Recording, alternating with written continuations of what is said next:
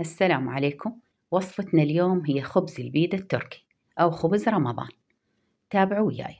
أبدأ على بركة الله بعمل العجينة.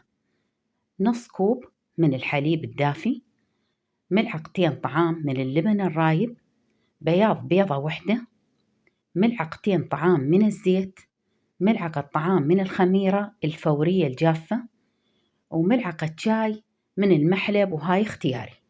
أخلط هاي المواد كلها ويا بعضها بشكل جيد إلى أن تتجانس. وهسه أضيف كوبين من الطحين وملح، ملعقة شاي من البيكنج باودر، وأعجن العجينة إلى أن أحصل على عجينة طرية ومتماسكة. هسه راح أترك العجينة تختمر وأكمل الخطوات.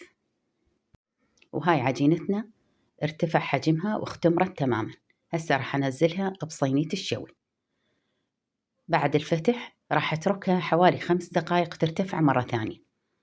بعد ما ارتفعت وصار هذا شكلها، هسه راح أسوي النقشة اللي هي موجودة بالخبز التركي بهذا الشكل. عندي بيضة راح أنزل عليها شوية خل وأدهن بيها الوجه، وأزين بالسمسم وحبة السوداء. أنا مسخنة الفرن على درجة 250 درجة مئوية من الأسفل فقط بالبداية، وراح أخليها بهاي الطبقة اللي هي فوق الأسفل.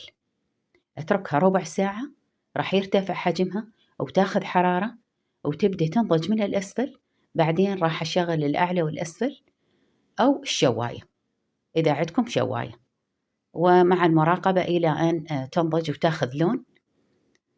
وهاي خبزتنا أصبحت جاهزة، هشة وطرية ورائعة جدا وما ينشبع منها. أتمنى تستفادون من الوصفة وتعجبكم، وشكرا لمشاهدتكم، وعليكم بألف عافية.